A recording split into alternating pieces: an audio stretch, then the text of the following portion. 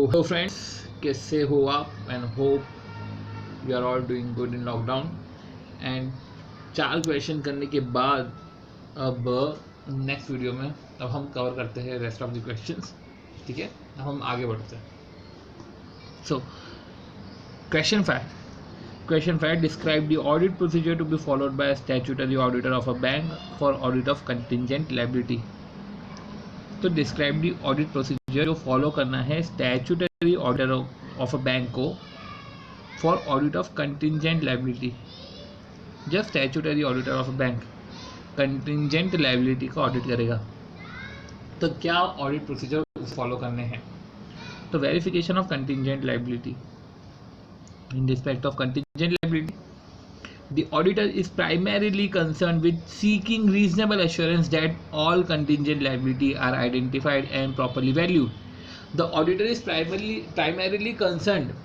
तो जब contingent liability पर ऑडिट करता है तो ऑडिटर का कंसर्न यही रहता है कि एक रीजनेबल एश्योरेंस सीख कर लो दैट ऑल कंटिजेंट लाइबिलिटी जो भी है वो आइडेंटिफाइड और प्रॉपरली वैल्यूड हो जाए।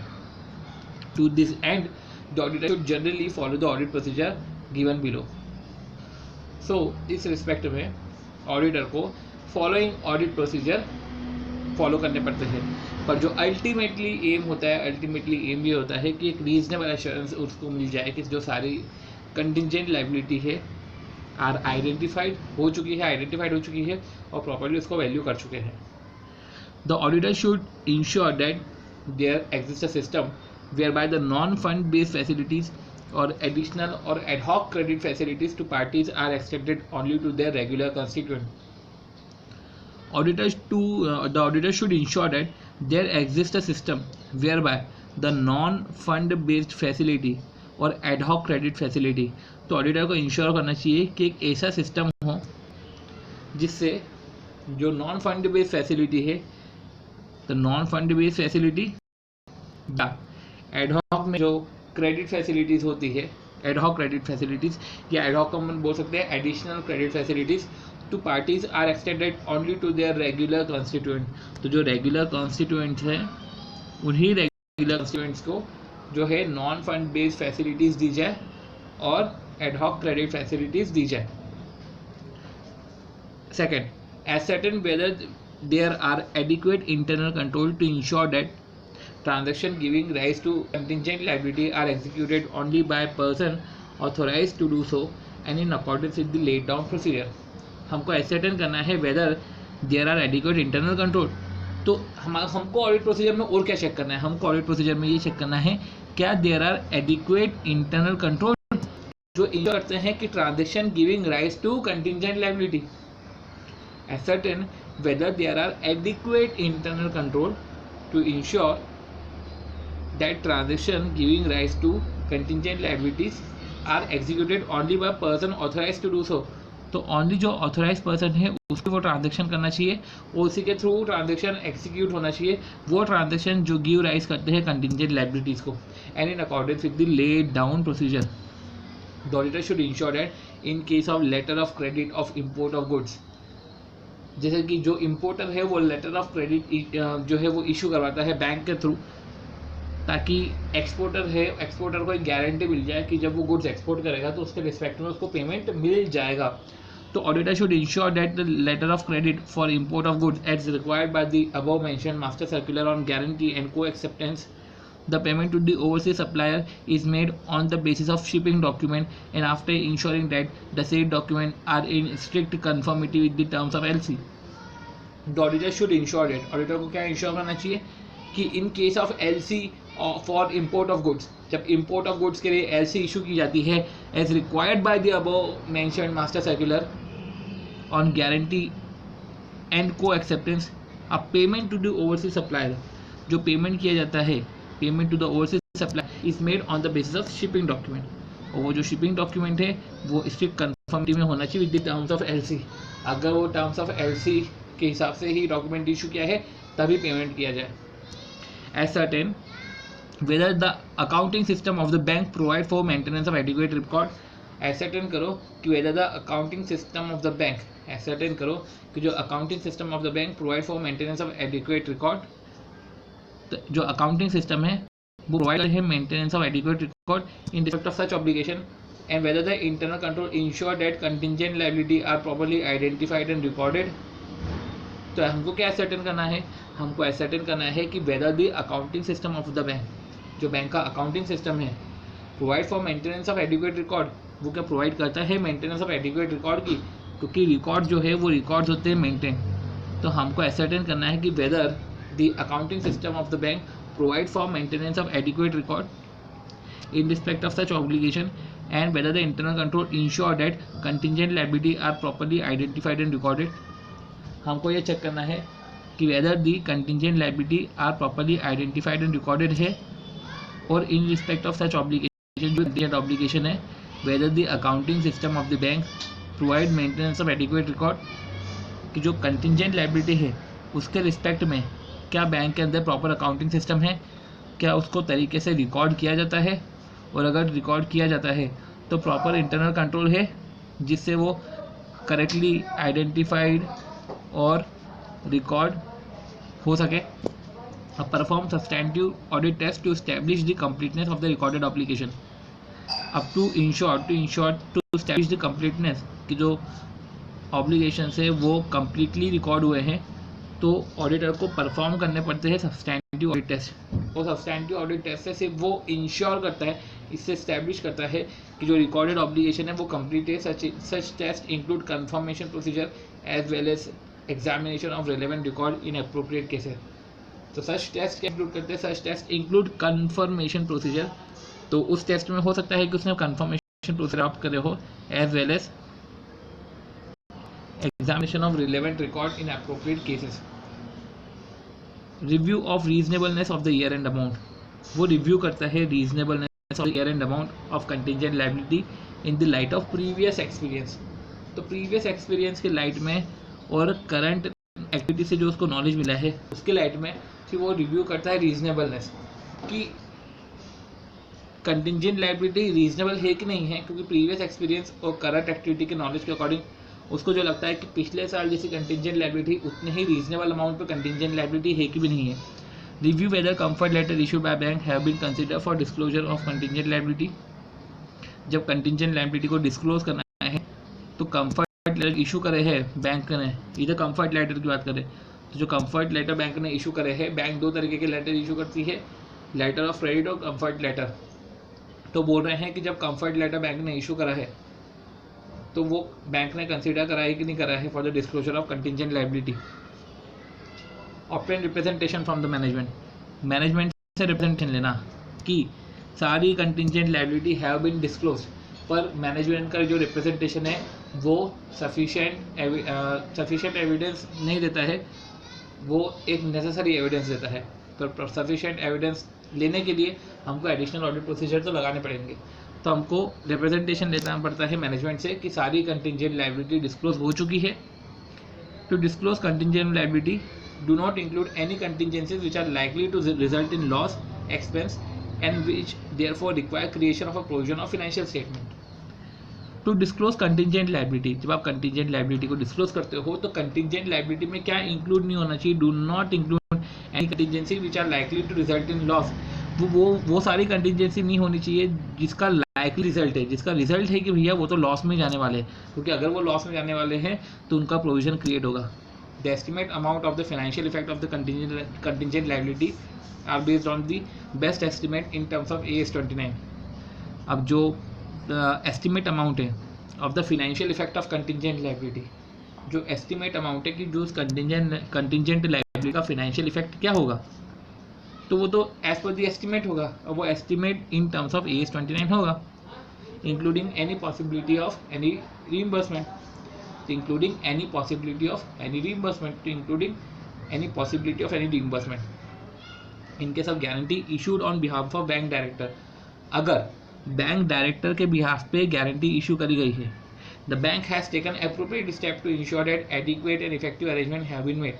तो इन केस guarantee है, in case guarantee issued on behalf of bank director, the bank has taken appropriate step to ensure that adequate and effective arrangement have been made so that commitment would be made out of party owned resources and that the bank will not be called upon to grant any loan or advances to meet the liability consequent upon the invocation of said guarantee. क्या बोला गया है कि इन case of guarantee जो हम bank director के behalf पे दी जाती है, जो बैंक डायरेक्टर के बिहाफ पे दी जाती है, तो बैंक को एक अप्रोप्रिएट स्टेप लेने चाहिए और ये इंश्योर करना चाहिए कि एडिक्वेट एंड इफेक्टिव अरेंजमेंट हो have be made so that commitment would be made out of the party on resources. तो एडिक्वेट एंड इफेक्टिव अरेंजमेंट हो सो दैट जो कमिटमेंट करे हैं वो commitment would be made out of parties own resources and the bank will be not called to grant any loan, और bank को बुलाया नहीं जाए टू कॉल एनी लोन और advances to meet the liability consequent upon.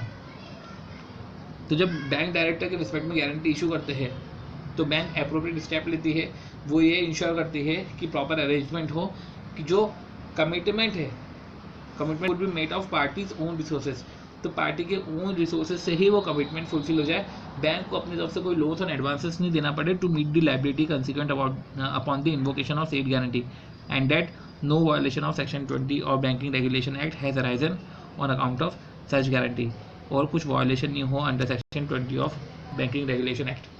Such contingent liability which have not been disclosed on account of fact that the possibility of their outcome is remote.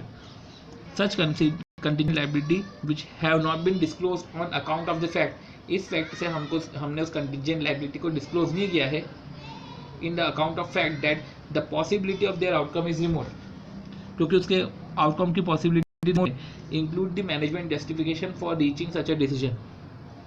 तो management का justification भी है उस पर for the reaching such decision कि उसकी possibility of the outcome is remote in respect of those contingent liability. वो contingent liability which have not been disclosed on account of the fact, contingent liability जिनको disclose नहीं किया गया है उस fact से on account of fact of क्या है कि जो possibility है outcome की तो बहुत ही remote है, तो possibility of outcome बहुत ही remote है, तो मैनेजमेंट का जस्टिफिकेशन चाहिए, मैनेजमेंट का एक्सप्लेनेशन चाहिए कि मैनेजमेंट उस डिसीजन पे कैसे आया इन respect of those contingent liability. The auditor should also examine whether the bank has given any guarantee in respect of any trade credit.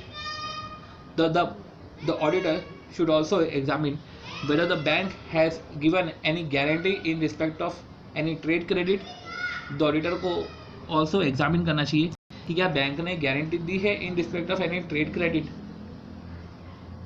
तो बैंक ऑडिटर को क्या एग्जामिन करना चाहिए कि बैंक ने कोई गारंटी दी है in respect of trade credit, अगर बायर क्रेडिट हो या सेलर्स क्रेडिट हो. The period of guarantee is coterminous with the period of credit reckoned from the date of shipment. तो जो पीरियड ऑफ गारंटी है वो को टर्मिनस होना चाहिए, वो मिलती जुलती होना चाहिए with the period of credit. तो जितना पीरियड ऑफ क्रेडिट है record from the date of shipment, period of guarantee भी उतनी ही होनी चाहिए. ठीक है, तो बैंक को द ऑडिटर को एग्जामिन करना चाहिए कि bank has given any guarantee in respect of trade credit, तो period of guarantee is coterminous with the period of credit. Verify whether bank has extended any non-fund facility or additional ad hoc facility to other than regular customer. हम ये check करो कि क्या bank ने non fund facility या additional ad facility other than regular customer को देके रखी है. In such a case, the auditor should ensure concurrence of existing bankers of such borrower. In such case, उस केसेस में ऑडिटर को ensure करना चाहिए कि concurrence of existing bankers of such borrowers and inquire regarding financial position of those customer. तो उसके respect में फिर financial position करो, क्या आप एडिशनल फैसिलिटी दे रहे हो रेगुलर कस्टमर के अलावा, तो आपको चेक करना चाहिए कि एग्जिस्टिंग बैंकर कौन है उस बॉरोवर के. तो auditor should ensure the concurrence of existing banker. Auditor को इंश्योर करना चाहिए existing banker of such borrower कि उस बॉरोवर के एक्चुअली में बैंकर कौन है, और जो एक्चुअली में बैंकर है उनसे इंक्वायर करना चाहिए कि financial position of those customer क्या है. तो इस तरीके से हमने क्वेश्चन नंबर 5 ओवर किया, जो क्वेश्चन नंबर पूरा था कि वेरिफिकेशन ऑफ कंटिजेंट लायबिलिटी किस तरीके से हुई जाती है. तो ये हमने करा. तो बेसिकली देखा जाए तो अच्छा इन डेप्थ क्वेश्चन था ये. तो जब हम 5 क्वेश्चन कर लेते हैं तो 5 क्वेश्चन करने के बाद इसको वापस से हम रिवाइज कर लेंगे. तो इसके बाद तो हम एक बार इसको फटाफट देख लेते हैं कि जो कंटिंजेंट लायबिलिटी के रिस्पेक्ट में ऑडिटर सिर्फ प्राइमरीली इसलिए ही कंसर्न होता है कि कंटिंजेंट लायबिलिटी प्रॉपर्ली आइडेंटिफाइड हो जाए और प्रॉपर्ली वैल्यूड हो जाए। प्लस ऑडिटर को फॉलोइंग ऑडिट प्रोसीजर लगाना चाहिए। सबसे पहले ऐसा सिस्टम होना चाहिए जो नॉन फंड फैसिलिटीज़ हो वो सिर्फ रेगुलर कंस्टिट्यूएंट्स को ही दे। फिर हमने पढ़ा है कि अगर अदर देन रेगुलर कस्टमर को देते हैं तो ऑडिटर को इंश्योर करना चाहिए कि जो एग्जिस्टिंग बैंकर है ऑफ सच बोरोवर, तो ऑडिटर को इंश्योर करना चाहिए कि जो एग्जिस्टिंग बैंकर है उस सच बोरोवर के, तो सपोज करो कि SBI जो है वो उनको नॉन फंड फैसिलिटी दे रहा है और एग्जिस्टिंग बैंकर जो है वो PNB है, तो ऑडिटर को ये इंश्योर करना चाहिए in concurrence of existing banker PNB से ये पूछना चाहिए कि उसकी फिनेंशियल पोजीशन क्या है। अगर फिनेंशियल पोजीशन अच्छी है तो उस टाइप की क्रेडिट फैसिलिटी जो है अदर देन रेगुलर कस्टमर दे सकते हैं।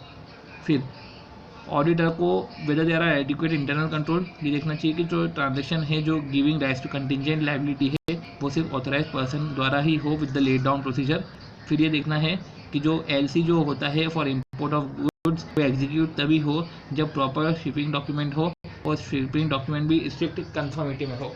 फिर हमने ये देखा है कि whether the accounting system of the bank provide maintenance और एडिक्वेट रिकॉर्ड, हमको ये देखना है, हमको बाद में ये भी सेटल करना है कि जो अकाउंटिंग सिस्टम है वो क्या properly maintenance of adequate record बोलते हैं कि नहीं बोलते हैं in respect of such obligation. तो अकाउंटिंग सिस्टम ऐसे है ताकि कंटिंजेंट लायबिलिटी एडिक्वेटली मेंटेन हो जाए in respect of such obligation.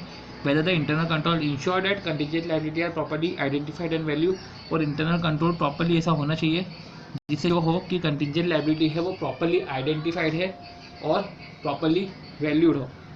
तो हमने क्या पढ़ा कि अकाउंटिंग सिस्टम ऐसा होना चाहिए जो मेंटेनेंस ऑफ एडिक्वेट रिकॉर्ड पे फोकस करे इन रिस्पेक्ट ऑफ ऑब्लिगेशन, और इंटरनल कंट्रोल ऐसा होना चाहिए ताकि प्रॉपर्ली आइडेंटिफाइड और रिकॉर्ड हो जाए कंटिंजेंट लायबिलिटी।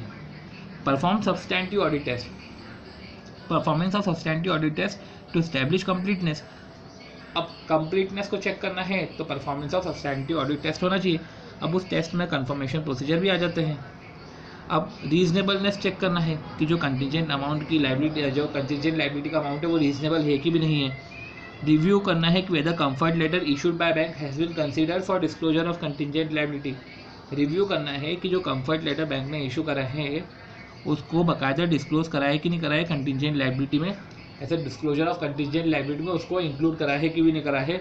फिर और अदर रिप्रेजेंटेशन लो कि सारी कंटिंजेंट लायबिलिटी डिस्क्लोज करी है क्या, इसके रिस्पेक्ट में सारा रिटर्न रिप्रेजेंटेशन लेना पड़ता है जो अपना पड़ा है अपने open representation from the government.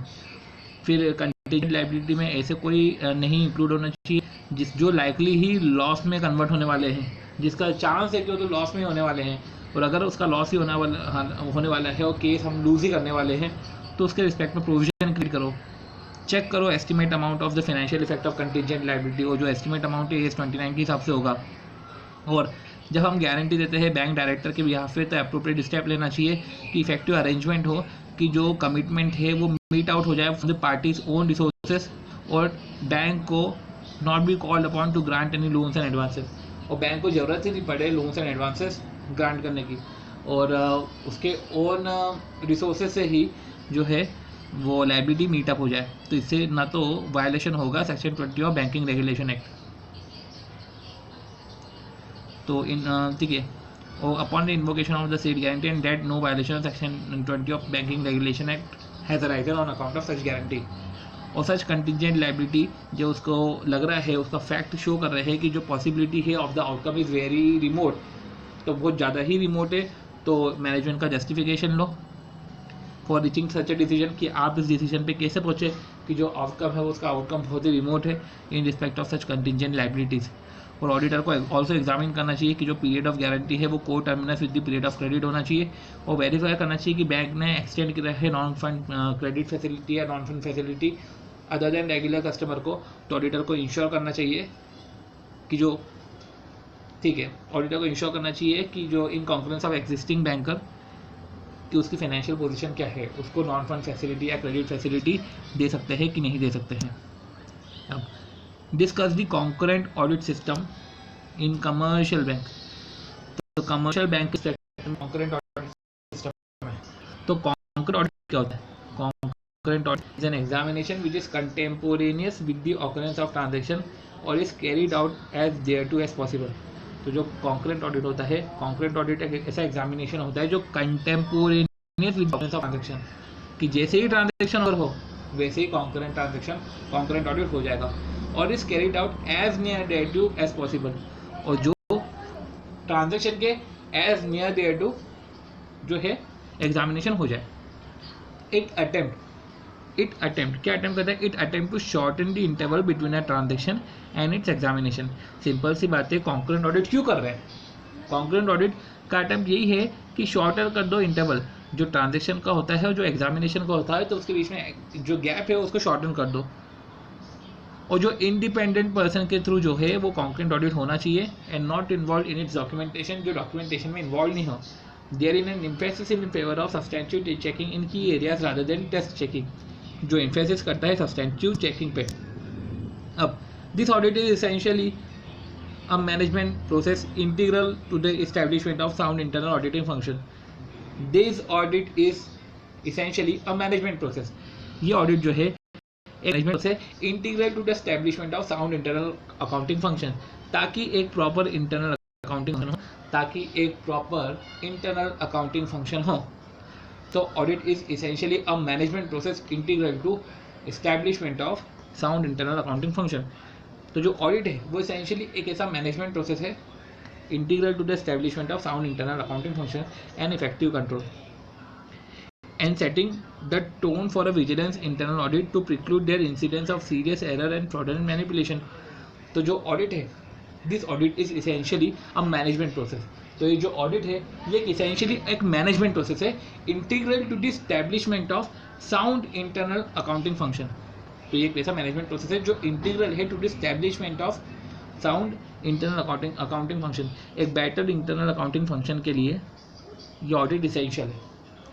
And एक sound internal accounting function and effective control लाने हैं तो ऐसे इंटरनल जो ऑडिट है कॉन्करेंट ऑडिट ही होना चाहिए. And setting a tone for a vigilance internal audit to preclude the incidence of serious error. अब इससे जो इंसिडेंस ऑफ सीरियस एरर है ये प्रिक्लूड हो जाएंगे और फ्रॉडुलेंट मैनिपुलेशन है ये प्रिक्लूड हो जाएगा. Right. A concurrent auditor may not sit in the judgement of decision. तो कॉन्करेंट ऑडिटर वैसे भी किसी के जजमेंट होते देखता है कि इंटरनल अकाउंटिंग फंक्शन जो है, तो इंटरनल के अकाउंटिंग फंक्शन है और इफेक्टिव कंट्रोल है वो साउंड है कि नहीं है, ताकि सीरियस एरर और मैनिपुलेशन से बच जाए. वो ये थोड़ी ना देखता है कि आपने डिसीजन प्रॉपर लिए है कि नहीं लिए हैं. This is beyond the scope of concurrent audit. However the audit will necessarily have to see whether the transaction और decision are within the policy parameter laid down the head office. तो auditor will necessary have to see कि जो transaction है और decision है वो policy parameter standard में लिए गए हैं कि नहीं लिए गए हैं. देखो डिसीजन पे क्वेश्चन नहीं करता है, पर उसको इंटरनल कंट्रोल में ये तो देखना पड़ेगा ना कि एचओ ने जो पॉलिसी लेट डाउन करी है उस एचओ के पॉलिसी के लेट डाउन के अकॉर्डिंग जो है वो लिए हैं कि नहीं लिए हैं, क्या लिए हैं कि नहीं लिए हैं, डिसीजंस लिए हैं कि नहीं लिए हैं, उसके पैरामीटर्स में लिए हैं कि नहीं लिए हैं.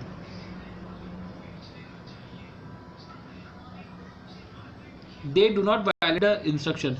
They do not violate the instruction or policy prescription of the RBI, and that they are within the delegated authority. They do not violate the instruction. ये violate नहीं करते instruction.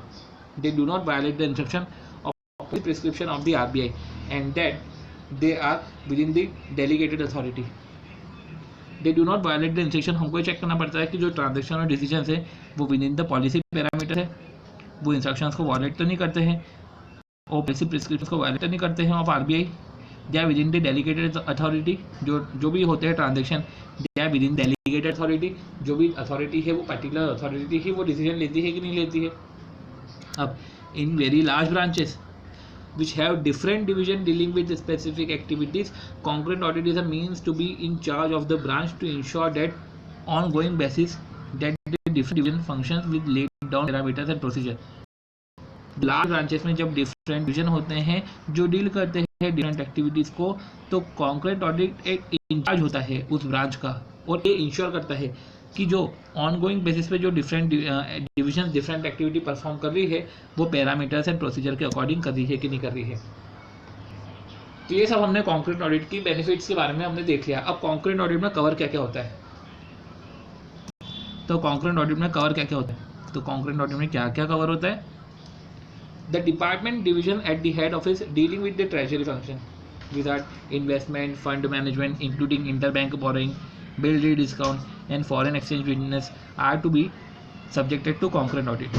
तो कवरेज क्या है कि जो डिपार्टमेंट और डिवीजन से एट दी हेड ऑफिस, जो डिपार्टमेंट है डिवीजन से at the head office dealing with the treasury function, तो हेड ऑफिस में कुछ डिपार्टमेंट है कुछ डिवीजन है जो ट्रेजरी फंक्शन से डील करते हैं, तो उनको कॉन्करेंट ऑडिट में कवर करेंगे।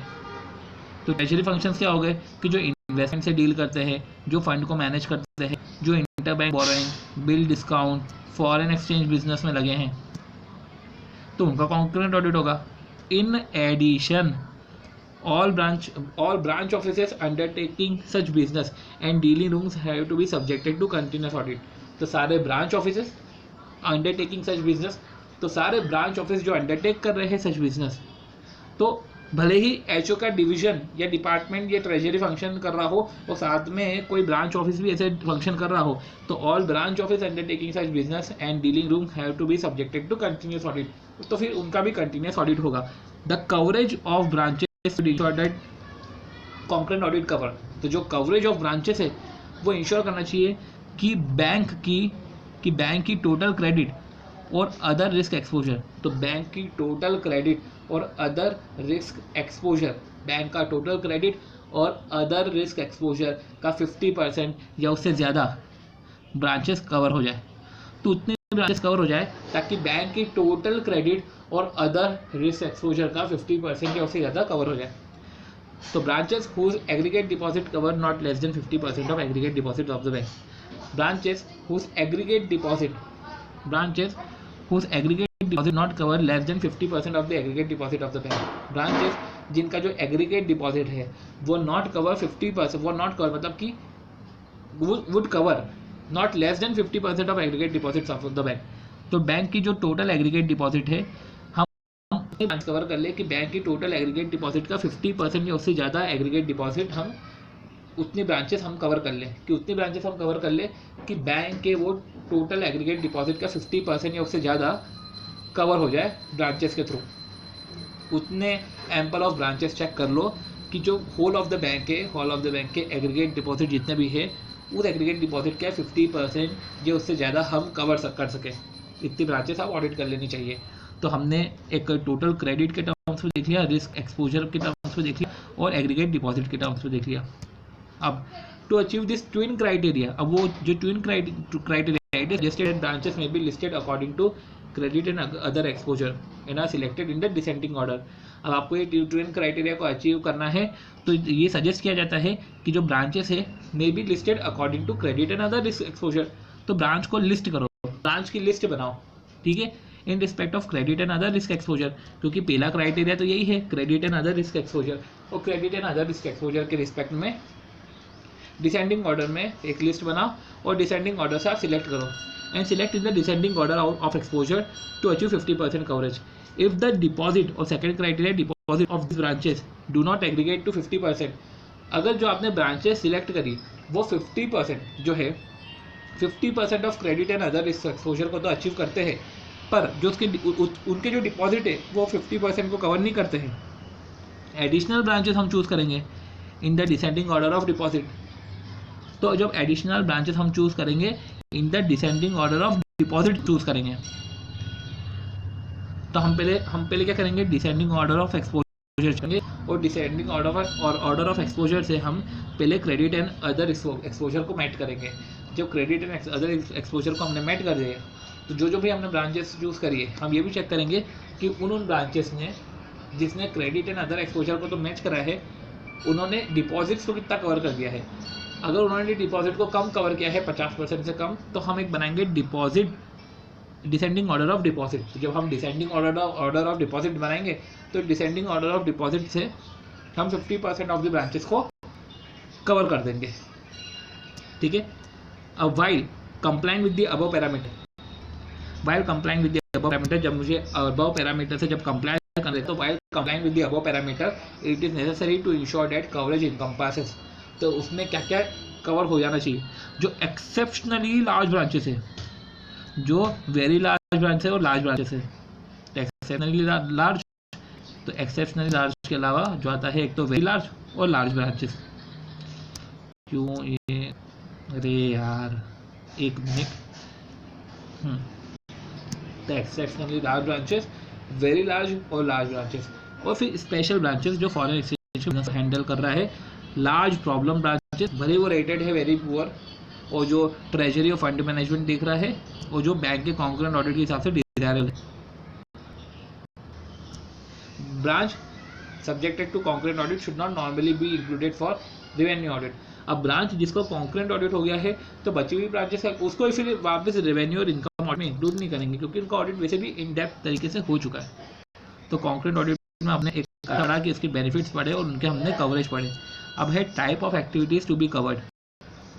The main goal of concurrent audit is to supplement the effort of the bank in carrying out simultaneously internal check of the transaction and other verification and compliance with the procedure laid down। तो जो main role है concurrent audit का, तो जो main role है concurrent audit का is to supplement the effort of the bank, कि जो एफर्ट है, जो बैंक के एफर्ट है, उसको सप्लीमेंट कर दिया जाए in carrying out simultaneously internal check. इससे प्रॉपरली साइमल्टेनियसली इंटरनल चेक होगा of the transaction and other verification and compliance with the procedure laid down। तो simultaneously internal check भी हो जाएगा of the transaction and other verification and compliance भी होगा। तो जो मेन रोल है कॉन्करेंट ऑडिट का, तो main role of concurrent audit is to supplement the effort of the bank.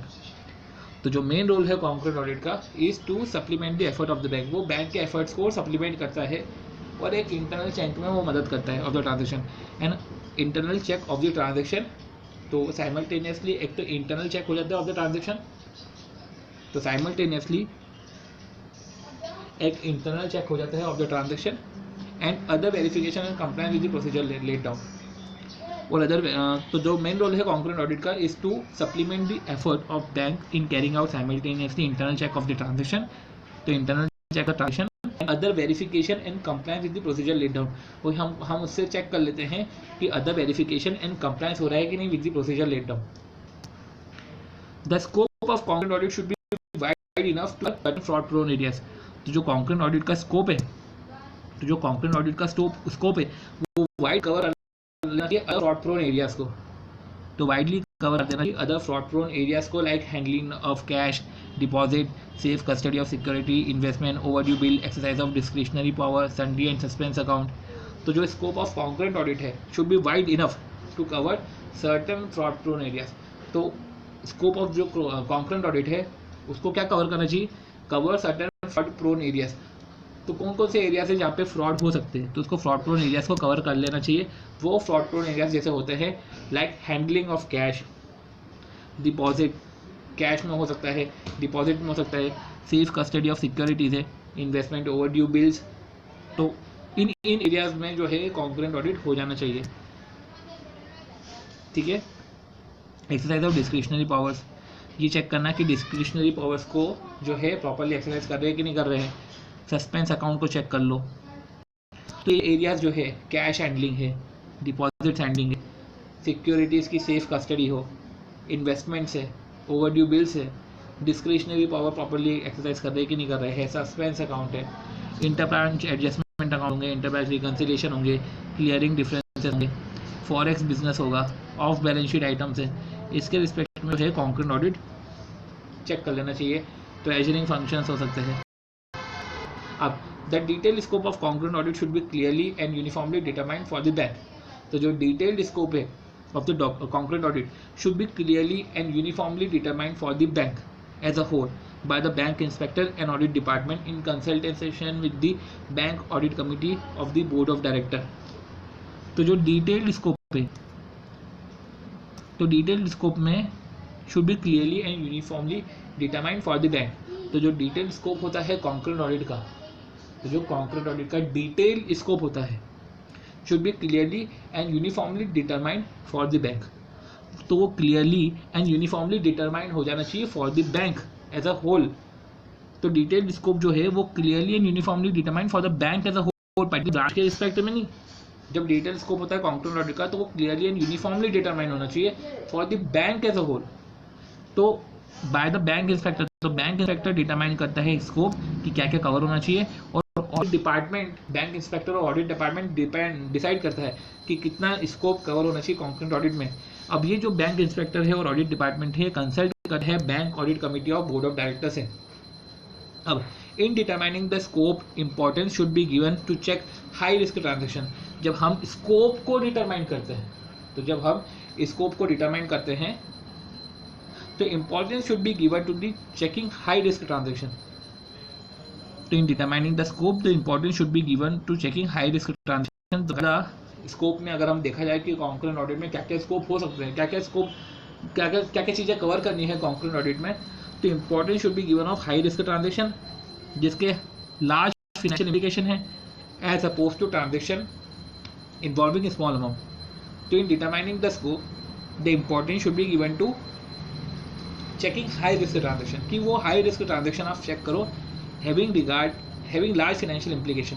तो वो हाई रिस्क ट्रांजेक्शन जिसका लार्ज फाइनेंशियल इम्प्लीकेशन है as oppose to transaction involving small amount. तो in determining the scope the importance should be given to check high risk transaction having large financial implication.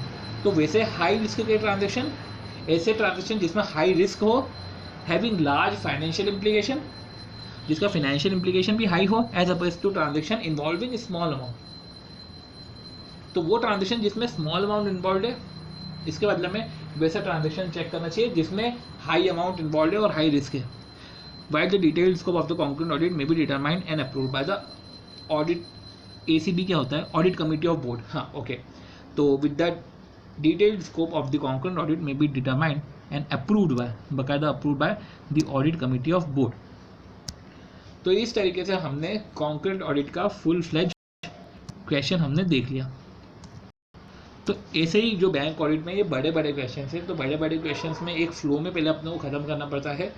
हमने वैसे break down करके हमने समझाया, अपन ने समझा, तो ब्रेक डाउन करके उसको समझा, फिर हमने उसको एक बार सोच रहे हैं कि बस को अपन एक बार और फ्लो में इसको ख़त्म करते हैं। ठीक है, तो हम एक 7th क्वेश्चन करते हैं, फिर 7th क्वेश्चन करने के बाद इसको एक फ्लो में ख़त्म करते, क्योंकि 7th क्वेश्चन भी बड़ा है। और उसके बाद 8th क्वेश्चन जो है, 8th क्वेश्चन और जो 9th क्वेश्चन है वो बहुत ही ईजी है। तो क्यों ना हम इसको देखा जाए। टाइम कितना हो रहा है, 37 मिनट से हम 7th, 8th और 9th क्वेश्चन भी प्रॉपर्ली कर सकते हैं। ठीक है, तो इस तरीके से और नॉस्ट्रो वोस्ट्रो लोरो अकाउंट भी कर सकते हैं। तो 7th, 8th, 9th और 10th इस तरीके से हम ये क्वेश्चन को निपटा सकते हैं। तो चलो देखते हैं। तो as statutory central auditor of a nationalised bank, आप स्टैट्यूटरी सेंट्रल ऑडिटर हो नेशनलाइज्ड बैंक के, what special point are to be borne in mind in the audit of compliance of statutory liquidity ratio। जब आप statutory central auditor हो किसी national bank के, तो आपको क्या स्पेशल पॉइंट ध्यान रखने पड़ते हैं जब हम चेक करते हैं कि भैया compliance of statutory liquidity ratio हुआ है कि नहीं हुआ है। तो स्टैट्यूटरी लिक्विडिटी रेशियो, तो जो RBI है, RBI रिक्वायर करती है स्टैट्यूटरी सेंट्रल ऑडिटर को कि वो कंप्लायंस करे SLR रिक्वायरमेंट को 12 ऑड डेट्स पे, कि उसको 12 ऑड डेट्स पे जो है स्टैट्यूटरी लिक्विडिटी रिक्वायरमेंट्स को कंप्लाई करना है। और हर ऑड डेट हर एक मंथ की होगी, पर उसमें फ्राइडे नहीं आना चाहिए,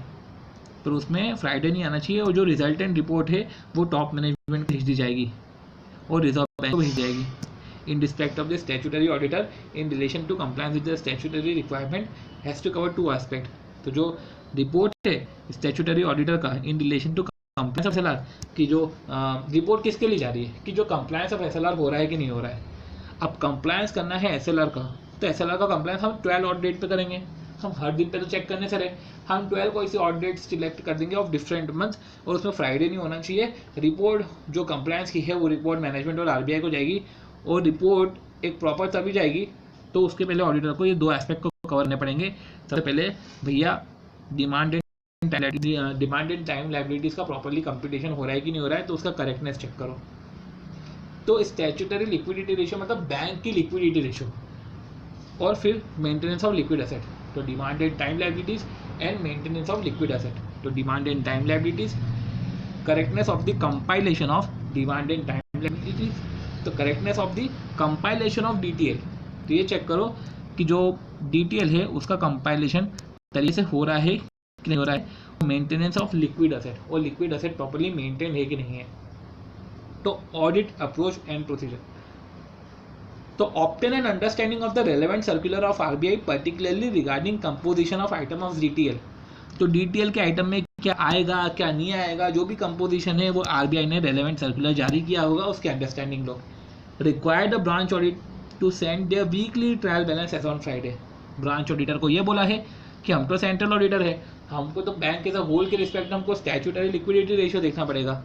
ब्रांच ऑडिटर को ये बोला गया है, हमने उनको रिक्वेस्ट करी है कि ऐसा करो, आप अपने weekly trial balance as on Friday भेजो and is are consolidated at the head office. आप फ्राइडे को अपने वीकली ट्रायल बैलेंस वैसे एनुअल क्रिएट करते हैं, पर वीकली ट्रायल बैलेंस जो है आप हेड ऑफिस में भेजो। एंड बेस्ड ऑन, फिर हम लोग कंसोलिडेशन करेंगे हेड ऑफिस में, and based on this consolidation detail position is determined. और उस कंसोलिडेशन बेसिस पे हम डिटेल की पोजीशन को डिटरमाइन करेंगे every reporting Friday. Compliance with SLR requirement हम 12 पे करेंगे, पर जो डिटेल पोजीशन है वो डिटरमाइन करेंगे एवरी रिपोर्टिंग फ्राइडे का। The statutory central auditor would request the branch auditor, और फिर और एक और रिक्वेस्ट करेंगे, ठीक है। तो पहले रिक्वायर करेंगे ब्रांच ऑडिटर को कि वो वीकली ट्रायल बैलेंस भेजे एचओ में, और जो है एचओ में कंसोलिडेशन होगा, और डिटेल पोजीशन को डिटरमाइन करेंगे, और डिटेल पोजीशन डिटरमाइन होती है फ्राइडे पे। और क्या हम रिक्वेस्ट करेंगे, अब स्टैट्यूटरी सेंट्रल ऑडिटर को रिक्वेस्ट करेंगे कि जो ब्रांच ऑडिटर है to verify the correctness of the trial balance related to the date selected by him. तो statutory central auditor should request the branch auditor. तो स्टैट्यूटरी सेंट्रल ऑडिटर है वो branch auditor को request करेगा कि आप verify करो to the correctness of the trial balance relevant to the date selected by him. अब आप एज ऑन फ्राइडे आप हमको वीकली ट्रायल बैलेंस सेंड करोगे, तो आप करेक्टनेस भी चेक करो ट्रायल बैलेंस की relevant to the date selected by him. तो आपको ट्रायल बैलेंसेस के करेक्टनेस को भी चेक करना है। तो branch auditor should also specifically requested, और ये भी रिक्वेस्ट किया है to examine the cash balance.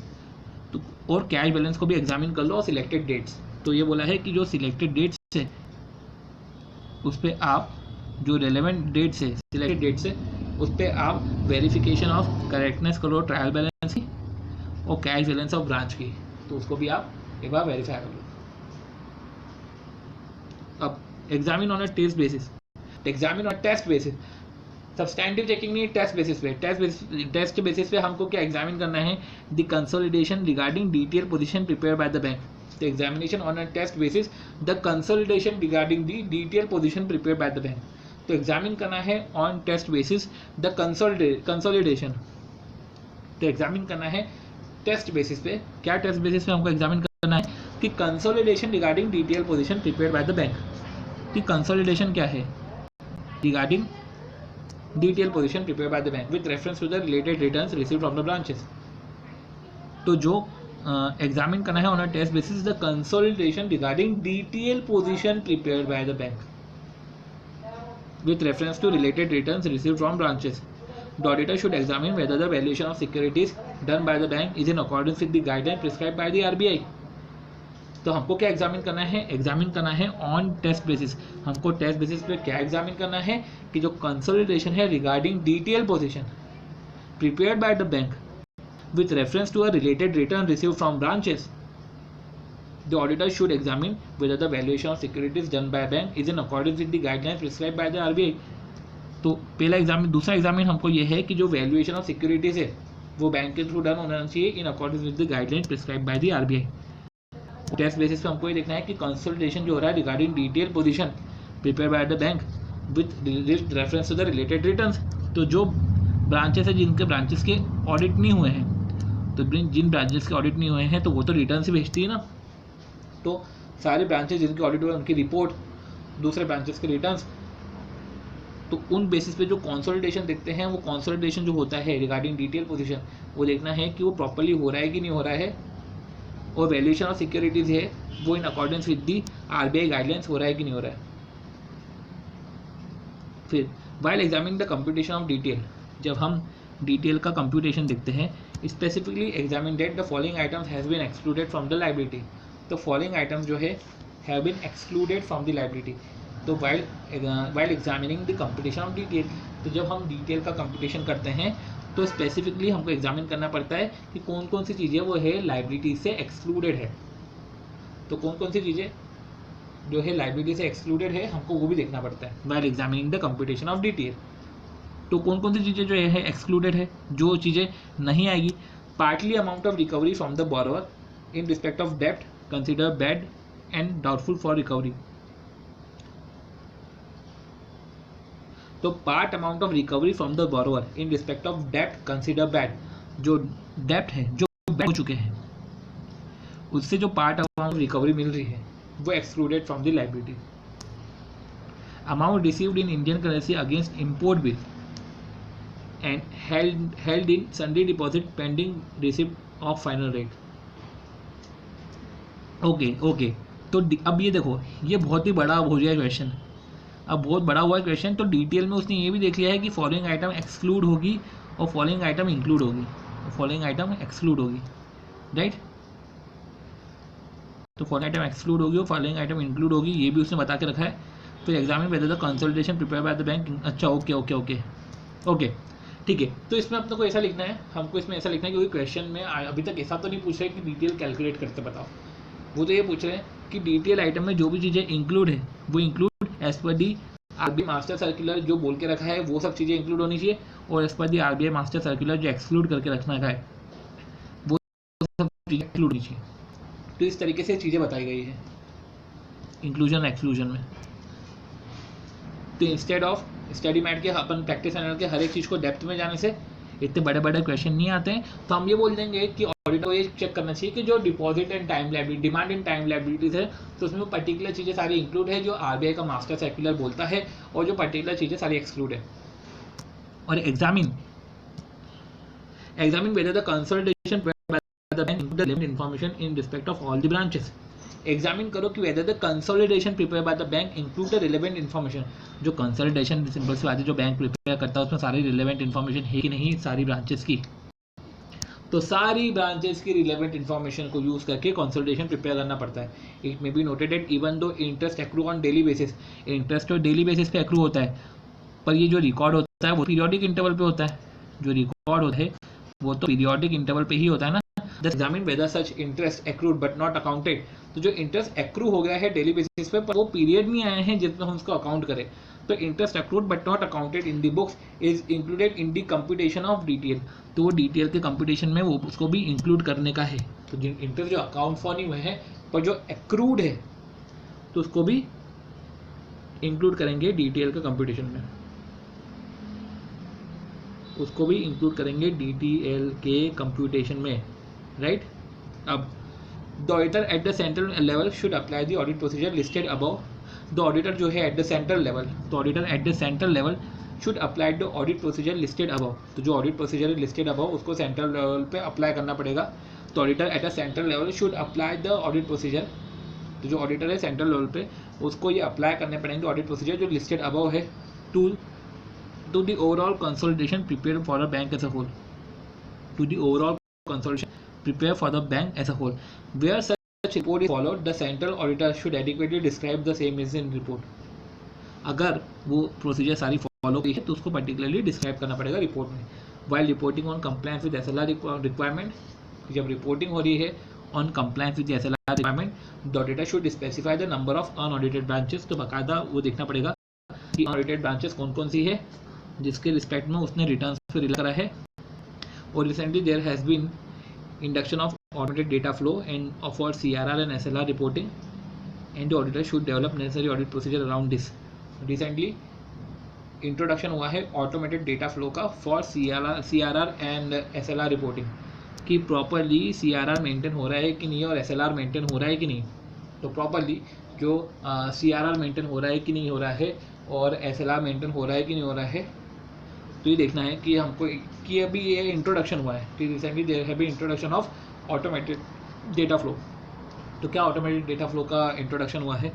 तो there has been introduction of automated data flow for CRR और SLR reporting and auditor should develop necessary audit procedure around this.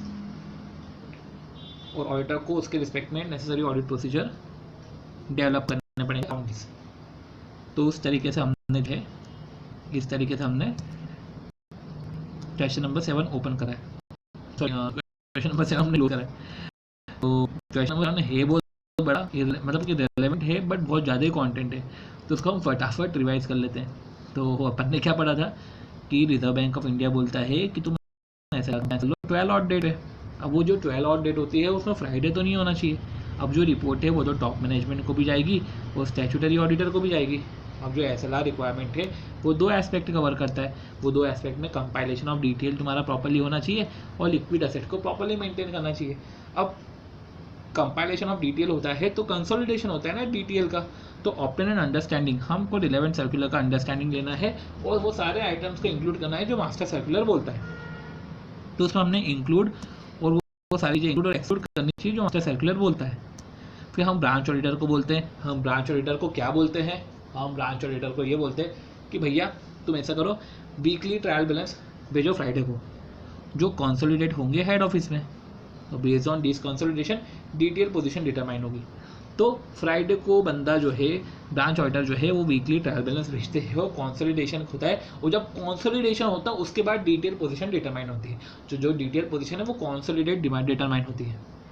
Auditor को request करना चाहिए कि जो ब्रांच ऑडिटर है to verify the correctness of the trial balance. तो auditor को request करना चाहिए कि जो ब्रांच ऑडिटर है to verify the correctness of the trial balance. तो ऑडिटर को क्या वेरीफाई शुड रिक्वेस्ट, ऑडिटर को क्या रिक्वेस्ट करना चाहिए ब्रांच ऑडिटर को?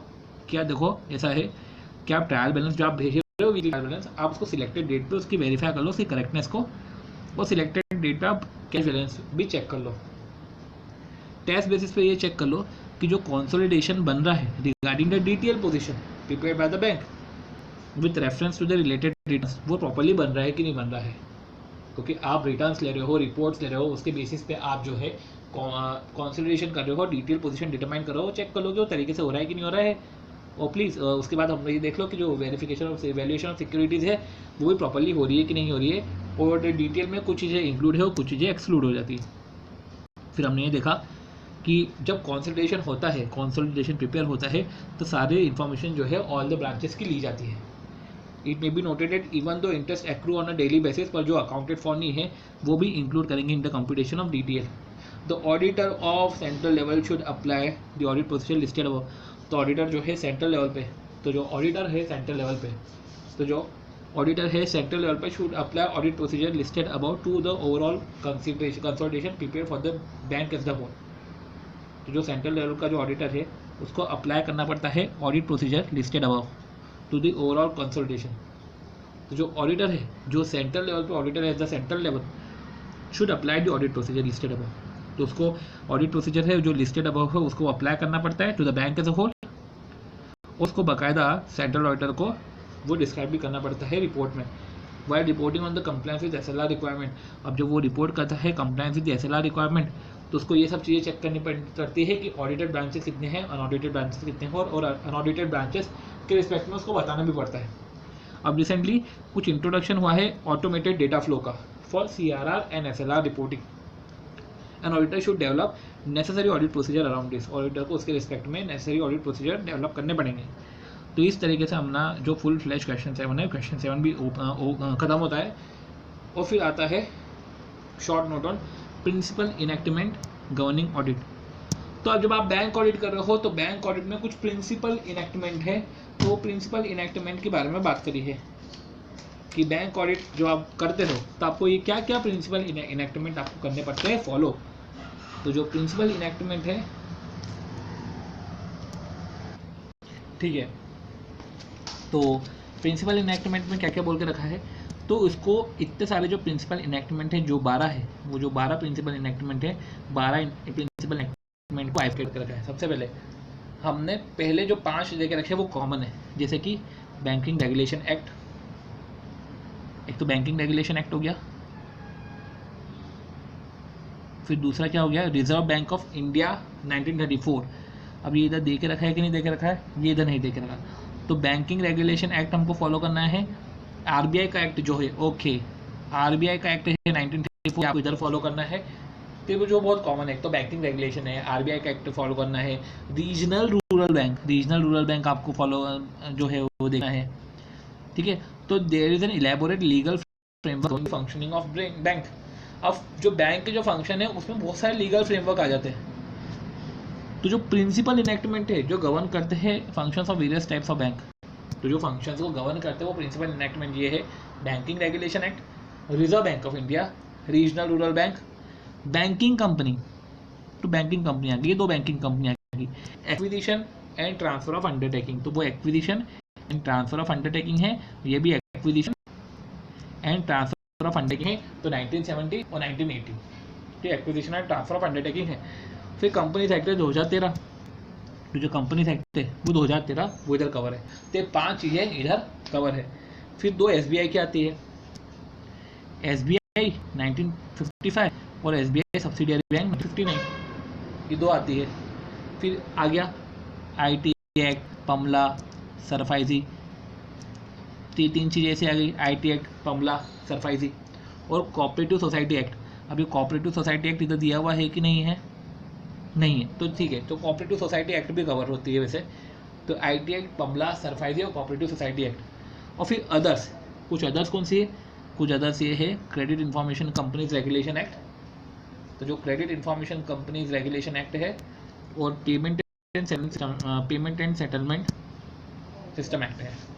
तो क्या क्या कवर है? एक तो credit information companies regulation act, तो ये जो है वो इम्पॉर्टेंट है कि जो credit information companies regulation act, तो credit information companies regulation act जो है वो, और payment and settlement system act. तो credit information companies regulation act और payment and settlement system act, तो ये 2 तरीके के एक्ट जो है ये जो नए हैं जो ये समझने लायक है। तो ये जो क्रेडिट इंफॉर्मेशन कंपनीज है, credit information companies regulation act है, वो payment and settlement system act है। ये जो एक्ट है ये समझ लायक। फिर अपन ने पढ़ा regulation act, banking regulation act में हमने RBI पढ़ा। फिर हमने पढ़ा banking company acquisition and transfer of undertaking 1970, banking company acquisition and transfer of undertaking 1980, ये हमने चला। फिर हमने रीजनल रूरल बैंक पढ़ा और कंपनी एक्ट 2013 पढ़ा। फिर हमने पढ़ा SBI ट्रांसफर ऑफ अंडरटेकिंग, यानी SBI सब्सिडियरीज हमने पढ़ा। फिर IT, पमला, सरफाइजी, cooperative society, credit information company regulation act 2005, तो जो credit information company regulation act 2005, और फिर banking payment credit information company regulation act और payment and settlement system act. तो ये जो हमने देखे हैं। तो इस तरीके से हमारा प्रिंसिपल इनेक्टमेंट भी और हुआ। अब ये कुछ छोटा क्वेश्चन था तो अच्छा हुआ ये जल्दी खत्म हो गया अपना।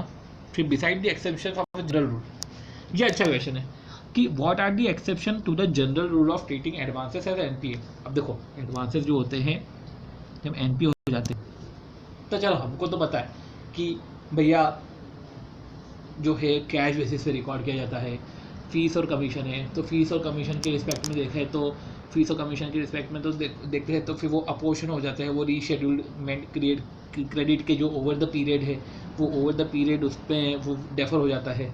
इस तरीके की हमने चीज़ें पढ़ी थी। फिर हमने पढ़ा था कि जो भले वो गवर्नमेंट गारंटीड एडवांस, पर गवर्नमेंट गारंटीड एडवांस है तो अगर वो भले ही NPA हो जाए तो भी हम उसको कैश बेसिस पे ही रिकॉर्ड करेंगे।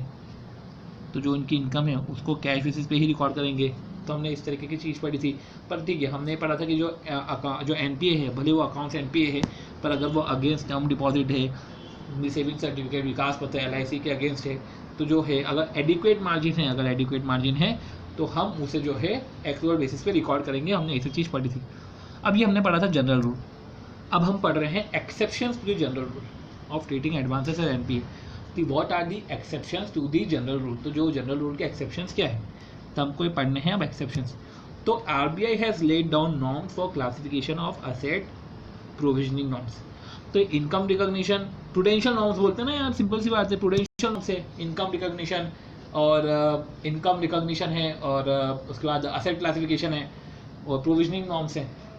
तो however certain exception to this norms are discuss below. तो कुछ एक्सेप्शंस है वो discuss below. Temporary deficiency, example non availability of current drawing power due to non receipt of latest stock statement, temporary delay in renewal of limit on due date. तो temporary deficiency क्या है? Non availability of current drawing power due to current drawing power की availability नहीं हुई क्योंकि उसको latest stock statement receive नहीं हुए। या temporary delay in renewal of limit, या कुछ लिमिट के रिन्यूअल में टेम्पररी डिले हो गया, तो इसका मतलब ये नहीं है भैया कि ये एनपीए हो गया। तो करंट ड्राइंग पावर की नॉन अवेलेबिलिटी रही due to non receipt of latest stock statement, कि यार लेटेस्ट स्टॉक स्टेटमेंट मिला नहीं, तो कुछ वो जो डेफिशिएंसीज है कि लेटेस्ट स्टॉक स्टेटमेंट नहीं मिले, या ड्यू डेट पे जो है टेम्पररी डिले हो गया, जो है रिन्यूअल ऑफ लिमिट नहीं हुआ, तो जो टेम्पररी डेफिशिएंसीज है इसके रिस्पेक्ट में एनपीए नहीं हो जाएगा। और जब नेचुरल कैलामिटीज़ होती है, तो नेचुरल कैलामिटीज़ होती है तो जो शॉर्ट टर्म होते हैं एग्रीकल्चर लोन वो लॉन्ग टर्म में कन्वर्ट हो जाते हैं। तो जो कन्वर्जन ऑफ लोन होता है, तो देखो 3 तरीके के रिलीफ होते हैं, या तो आपको फ्रेश लोन दे दिया जाए, या तो लोन को कन्वर्ट कर लो, या तो शेड्यूल में पेमेंट पीरियड कर लो। तो ये कोई NPA classified did not be classified as NPA, तब एनपीए का क्लासिफिकेशन ऐसे नहीं होता कि ये एनपीए हो गए। Facilities backed by the central government guarantee, ये बहुत इंपॉर्टेंट है, ये एक्सेप्शंस में आता है कि जब facility backed by the central government की बात कर रहे हैं, स्टेट गवर्नमेंट की बात नहीं कर रहे हैं, बोल रहे हैं कि जो credit facility backed by the guarantees of the central government, कि जो फैसिलिटी है जो backed by the guarantee of central government है, और अगर वो फैसिलिटी क्रेडिट फैसिलिटी ओवरड्यू हो गई तो should be treated as NPA, तो उसको एनपीए ट्रीट करेंगे only when government repudiate its guarantee. तो जब गवर्नमेंट अपनी गारंटी को रेप्यूडिएट करता है, जब गवर्नमेंट अपने गारंटी को रेप्यूडिएट करता है, जब गवर्नमेंट अपने गारंटी को रेप्यूडिएट करता है, तब जाकर उसको एनपीए ट्रीट करते हैं। एनपीए के नॉर्मल नॉर्म्स नहीं लगेंगे एसेट क्लासिफिकेशन में। अगर कुछ क्रेडिट फैसिलिटीज़ है, जो credit facilities backed by the guarantee है, और गारंटी को भी बैक्ड करा है सेंट्रल गवर्नमेंट ने, तो ओवरड्यू को एनपीए कब ट्रीट करा जाएगा?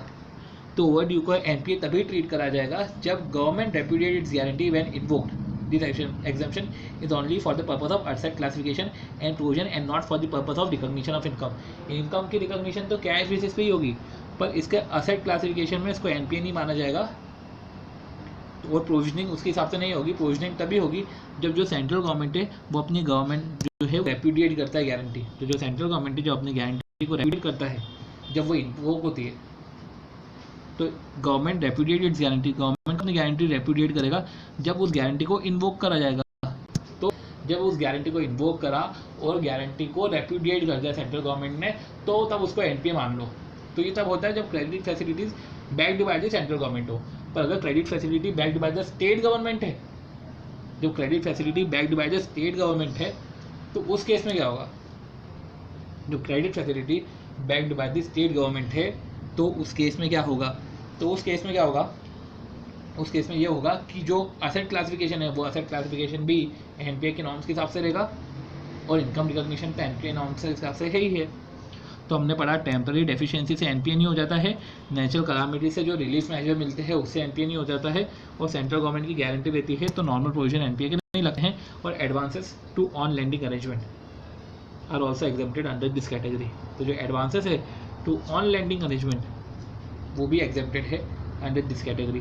तो advances to on lending arrangement वो भी एग्जेम्प्टेड है इस कैटेगरी में। तो advances to on lending arrangement are also exempted under this category.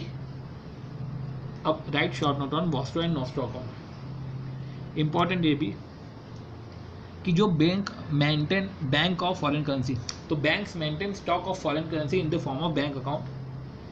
तो बैंक, देखो क्या बोला गया है कि जो बैंक है वो स्टॉक ऑफ फॉरेन करेंसी को मेंटेन करती है इन द फॉर्म, किस फॉर्म में? इन the form of bank account with there overseas branches. तो उनके पास उनके जो ओवरसीज ब्रांचेस है वो कंपोनेंट है, उनमें उनका बैंक अकाउंट रहता है, उनमें उसका बैंक अकाउंट रहता है, तो वहाँ की जो बैंक अकाउंट है उसमें फॉरेन करेंसीज रहती है। तो इस तरीके से बैंक अपना एक स्टॉक मेंटेन करती है फॉरेन करेंसी में। तो such foreign currency account maintain by the Indian bank, वो जो बैंक है ये तो इंडियन बैंक होती है, जिसके ओवरसीज सेंटर में भी अपने उसको बोलेंगे नॉस्ट्रो अकाउंट। जैसे कि जो बैंक इन इंडिया है, कि जो इंडिया की बैंक है उसने यूएस डॉलर अकाउंट में अपना डॉलर अकाउंट खुलवाया है, तो इंडिया की बैंक का यूएस की बैंक में अपना के डॉलर अकाउंट, तो डॉलर अकाउंट है with their New York office. Such account will be designated by the Indian office as nostro account. तो इंडियन ऑफिस में उसको नॉस्ट्रो अकाउंट बोलेंगे। वोस्ट्रो अकाउंट क्या बोलेंगे? वोस्ट्रो अकाउंट नॉस्ट्रो अकाउंट का अपोजिट है, जिसमें क्या बोलते हैं कि फॉरेन जो बैंक है, फॉरेन बैंक को स्टॉक मेंटेन करना है इंडियन करेंसी करेंसी, जो फॉरेन बैंक है उसको स्टॉक मेंटेन करना है इंडियन करेंसी का, तो फॉरेन बैंक है उसको स्टॉक मेंटेन करना है इंडियन रुपी का with their Indian branch correspondent to the local bank. तो such Indian rupee account are designated as vostro account, such Indian rupee account are designated as vostro account. तो जो Indian rupee account है उसको Vostro account बनेंगे, ठीक है। तो wide तो ठीक है, तो फॉर एग्जांपल ये हो गया और फॉर एग्जांपल ये हो गया, ठीक है। अब German bank might maintain a Vostro account in rupee in terms with Indian bank. तो while examining the transaction in foreign exchange, the auditor should also pay attention to reconciliation of nostro account. तो while examining the transaction in foreign exchange, जब वो तो जब वो examine करता है transaction in foreign exchange का, तो ऑडिटर को ध्यान देना चाहिए reconciliation of nostro account with their respect to minor account. जब ऑडिटर एग्जामिन क्या करे ट्रांजेक्शन इन फॉरेन एक्सचेंज, जब ऑडिटर एग्जामिन करे ट्रांजेक्शन इन फॉरेन एक्सचेंज, तो ऑडिटर को ऑल्सो पे करना चाहिए अटेंशन किस पे ध्यान देना चाहिए, उसको अटेंशन देना चाहिए on reconciliation to nostro account with their minor account. The amount in the nostro account is stock of foreign currency in the form of bank account with the overseas branches as correspondent. अब जो unreconciled nostro account है, मतलब nostro account जो minor account से reconciled नहीं है, on an examination may reveal unauthorized payment. तो जो unreconciled nostro account है वो reveal कर सकते हैं unauthorized payment from the foreign currency account. तो अनरिकनसाइल्ड नॉस्ट्रो अकाउंट है वो बता सकते हैं क्या ये नॉस्ट्रो अकाउंट तो माइनर अकाउंट से रिकनसाइल्ड ही नहीं हुआ है with respect to minor account, मतलब कुछ अनऑथराइज्ड पेमेंट हुए हैं, मतलब कुछ अनऑथराइज्ड पेमेंट हुए हैं from the foreign currency account, कि कुछ फॉरेन करेंसी अकाउंट से अनऑथराइज्ड पेमेंट हुए हैं या कुछ अनऑथराइज्ड विड्रॉल हो रहा है, अनऑथराइज्ड डेबिट है टू माइनर अकाउंट। ये हो सकता है कि कुछ अनरिकनसाइल्ड नॉस्ट्रो अकाउंट है तो वो शो कर सकते हैं कि कुछ अनऑथराइज्ड पेमेंट है, वो कुछ अनऑथराइज्ड विड्रॉल है या कुछ अनऑथराइज्ड डेबिट है to minor account. The auditor should also evaluate the internal control with regard to inward and outward message. तो ऑडिटर तो ये सब चीज़ें हो सकती है और ऑडिटर को क्या इवैल्यूएट करना चाहिए इंटरनल कंट्रोल, ये भी इंटरनल कंट्रोल देखना चाहिए in respect to inward and outward message. उसको देखना चाहिए कि प्रॉपरली, जैसे कि ड्राफ्ट पे करते हैं ना एडवाइजर्स के बेसिस पे, तो इसमें भी ये बोला गया है कि यार इनवर्ड एंड आउटवर्ड बेसिस पे ही ये जो है विड्रॉल और डिपॉजिट्स होते हैं कि नहीं होते। तो 10 इनवर्ड एंड आउटवर्ड बेसिस जो मैसेज होते हैं शुड बी प्रॉपर्ली ऑथेंटिकेटेड, उसको प्रॉपर्ली ऑथेंटिकेट करना पड़ता है, देखना पड़ता है कि प्रॉपर्ली करेक्ट कम्युनिकेशन मोड से वो हो रहा है कि नहीं हो रहा है, और कुछ भी डिस्क्रिपेंसी नोटिस को प्रॉपर्ली डील करना पड़ता है। तो auditor should also verify whether prescribe procedure in relation to interbank confirmation in vostro account is followed और not in case balance confirmation certificate have been received but the same has not been reconciled. हमें एक balance confirmation certificate चाहिए और reconciliation statement चाहिए, और where the confirmation has not been received the same should be reported, उसको बाकायदा report करना पड़ता है in respect of each vostro account, ठीक है। तो हमको वो भी चीज़ें रिपोर्ट करनी पड़ती है कि हमको बैलेंस कंफर्मेशन सर्टिफिकेट मिला है पर हमको रिकंसिलिएशन स्टेटमेंट अभी तक नहीं मिला है। और रिकंसिलिएशन स्टेटमेंट क्या होता है, रिकंसिलिएशन स्टेटमेंट में एक नया अपन पढ़ लेते हैं कि क्या लिखा है कि जो नॉस्ट्रो अकाउंट है उसका रिस्पेक्ट माइनर अकाउंट से रिकंसिलिएशन होता है, ठीक है। तो इस तरीके से हमने ये नॉस्ट्रो अकाउंट देखा है, नॉस्ट्रो वॉस्ट्रो अकाउंट देखा है। तो उसमें अपन ने वापस पढ़ते हैं कि हमने क्या पढ़ा है कि बैंक को एक फॉरेन करेंसी का स्टॉक बनाना पड़ता है, तो बैंक अकाउंट ने अपना ओवरसीज ब्रांच में एक खाता बना के रखा है, डॉलर का खाता बना के रखा है ओवरसीज सेंटर में, जिसको बोलते हैं नॉस्ट्रो अकाउंट। वॉस्ट्रो अकाउंट में क्या बोलते हैं कि फॉरेन का जो बैंक है, फॉरेन की बैंक ने इंडियन की बैंक में उसको स्टॉक मेंटेन करना है इंडियन रुपी का, तो उसने इंडियन की ब्रांच में जो है अपना खाता खुलवा के रखा है। अब एग्जाम्पल अपन ने फिर एक समझ लिया था। फिर अब जब हम ट्रांजेक्शन चेक कर रहे हैं फॉरेन एक्सचेंज का, जब हम ट्रांजेक्शन चेक कर रहे हैं इन फॉरेन एक्सचेंज, तो हमको ये देखना पड़ता है कि रिकंसिलिएशन प्रॉपर हुआ है कि नहीं हुआ है नॉस्ट्रो अकाउंट का रिस्पेक्टिव माइनर अकाउंट से। और अगर रिकंसिलिएशन प्रॉपर नहीं हुआ है, मतलब हमको समझ में आ जाना चाहिए कुछ अनऑथराइज पेमेंट हुए हैं, कुछ अनऑथराइज रिसिप्ट हुए हैं और कुछ अनऑथराइज डेबिट हुए हैं टू द माइनर अकाउंट। तो कुछ अनऑथराइज पेमेंट हुए हैं, कुछ अनऑथराइज रिसिप्ट हुआ है और कुछ अनऑथराइज डेबिट हुए हैं टू द माइनर अकाउंट। तो auditor should also evaluate the internal control with regard to inward and outward message. तो ऑडिटर को ये सब भी इवेल्युएट करना चाहिए the internal control with regard to inward and outward message. तो ऑडिटर को इवेल्युएट करना चाहिए इंटरनल कंट्रोल की जो अनऑथराइज पेमेंट की बात करें ना, मतलब कुछ ऑथराइजेशन होता है। अब कुछ जब ऑथराइजेशन होता है तो मैसेज के फॉर्मेट में होता है, तो उसको ये चेक करना चाहिए कि अगर कुछ अनऑथराइज पेमेंट है तो उसको ये चेक करना चाहिए कि जो है inward and outward message properly deliver होते हैं कि नहीं होते हैं, इंटरनल कंट्रोल प्रॉपर्ली है कि भी नहीं है, और प्रॉपर्ली ऑथेंटिकेटेड मोड से भेजा जाता है कि नहीं भेजा जाता है, और कुछ डिस्क्रिपेंसी नोटिस होती है तो उसको प्रॉपर्ली देखो कि डील कर रही है कि नहीं कर रही बैंक। और अगर बैलेंस कंफर्मेशन सर्टिफिकेट मिला है बट उसको रिकंसाइल नहीं करा है तो सेम को भी उसको उसको भी रिपोर्ट करना पड़ता है। तो इस तरीके से हमने जो है अगले 5 क्वेश्चन को कवर किया है। तो हमने सबसे पहले क्या किया था, अब आखिरी चलते तो आखिरी से चलेंगे तो ज़्यादा याद हो जाएगा कि नॉस्ट्रो एंड वोस्ट्रो अकाउंट हमने कि जो दो खाते हैं दोनों खातों की डेफिनेशन समझी, रिकन्सिलिएशन करना पड़ता है माइनर अकाउंट से, और अगर रिकन्सिलिएशन नहीं करा है मतलब कुछ अनऑथराइज पेमेंट करे है, अनऑथराइज पेमेंट के साथ अनऑथराइज कुछ विड्रॉ करे है, मतलब किस तरीके से पैसा बाहर निकला है, अनऑथराइज पेमेंट या अनऑथराइज विड्रॉ, क्या तो unauthorise debit to minor account, तो ये सब हुए हैं। तो उसको अपने को चेक करना पड़ता है। फिर इनवर्ड आउटवर्ड मैसेज चेक करने पड़ते हैं, वो ऑथेंटिकेट है कि भी नहीं है, वो प्रॉपर्ली डील्ड होते हैं कि नहीं होते बुक्स ऑफ अकाउंट में, तो हमको इनवर्ड एंड आउटवर्ड मैसेज करने पड़ते हैं। तो वो प्रॉपर्ली ऑथेंटिकेट हुए कि नहीं हो रहे हैं और प्रॉपर्ली वो डील्ड होते हैं कि नहीं होते हैं, फिर उसको ये भी वेरीफाई करना पड़ता है। तो auditor should also verify whether prescribe procedure in relation to interbank confirmation in the vostro account, तो प्रॉपर इंटरबैंक कन्फर्मेशन होता है कि नहीं होता है। इनकेस होता है पर रिकन्सिलेशन स्टेटमेंट नहीं है तो उसको भी रिपोर्ट करना पड़ा है। ये वॉस्ट्रो एंड नॉस्ट्रो अकाउंट। फिर हमने पढ़ा कि कुछ टेम्पररी डेफिशिएंसीज है, जैसे स्टॉक स्टेटमेंट का नहीं मिलना, जैसे कि टेम्पररी डिले हो जाना रिन्यूअल ऑफ लिमिट का, तो जो ये टेम्पररी डिले है, ठीक है, तो टेम्पररी डेफिशिएंसी से जो है एनपीए नहीं हो जाता है। नेचुरल कलामिटी से जो 3 रिलीफ मेजर है कि कन्वर्जन कर दिया या रीशेड्यूलमेंट कर दिया, इशू ऑफ फ्रेश लोन होता है, इससे एनपीए नहीं होता है। जो फैसिलिटीज़ होती है जो backed by the central government guarantee होती है, तो कुछ फैसिलिटीज़ जो backed by the central government guarantees होती है, जो facilities backed by the central government guarantee होती है, तो उस केस में एनपीए तभी होता है जब गारंटी इन्वोक की जाती है और सेंट्रल गवर्नमेंट उस गारंटी को रेपुडिएट करता है। और ये जो है ये सिर्फ सेंट्रल गवर्नमेंट की गारंटी के रिस्पेक्ट में है, और ये सिर्फ asset classification and provisioning norms के रिस्पेक्ट में है। इनकम रिकॉग्निशन तो नॉर्मल एनपीए की जैसे ही होता है। फिर हमने ये पढ़ा था कि ये जो है 5 एक्ट, ये 5 एक्ट को पहले हमने अलग किया था कि banking regulation act, RBI act, companies act. फिर बैंकिंग रेगुलेशन के 2, acquisition and transfer of undertaking और acquisition and transfer of undertaking 1970-1980। फिर 2 थे एसबीआई, और एसबीआई के बाद एसबीआई सब्सिडियरी का एक्ट।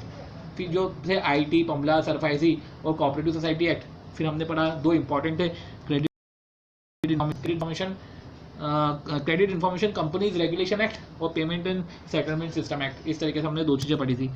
फिर हमने पढ़ा था कि क्वेश्चन नंबर 7, इसमें स्टैट्यूटरी लिक्विडिटी रेशियो मेंटेन करना पड़ता है, 12 ऑड डेट पे मेंटेन करना, चेक करना पड़ता है कि कंप्लायंस हो रहा है कि नहीं हो रहा है, और हर महीने का वो 12 ऑड डेट होते हैं, हर महीने की एक ऑड डेट होती है और उस पर कंप्लायंस चेक करना पड़ता है, उसमें फ्राइडे नहीं होना चाहिए।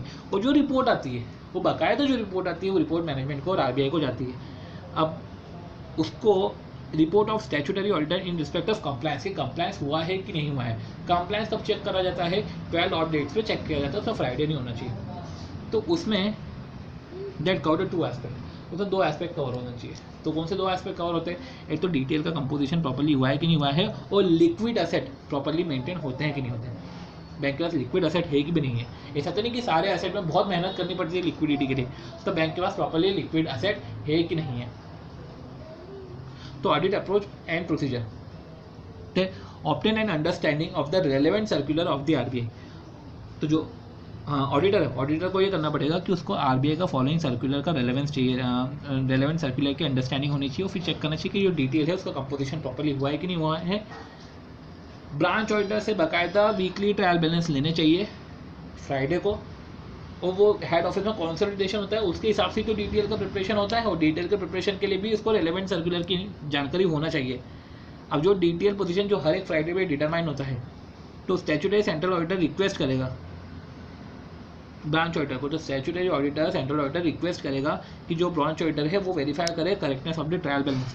तो रिक्वेस्ट करेगा कि आप ट्रायल बैलेंस है तो आप वीकली ट्रायल बैलेंस आप फ्राइडे को तो भेजते हो, बट कुछ सिलेक्टेड डेट है, वो सिलेक्टेड डेट पे आप ट्रायल बैलेंस की करेक्टनेस को भी चेक कर लो।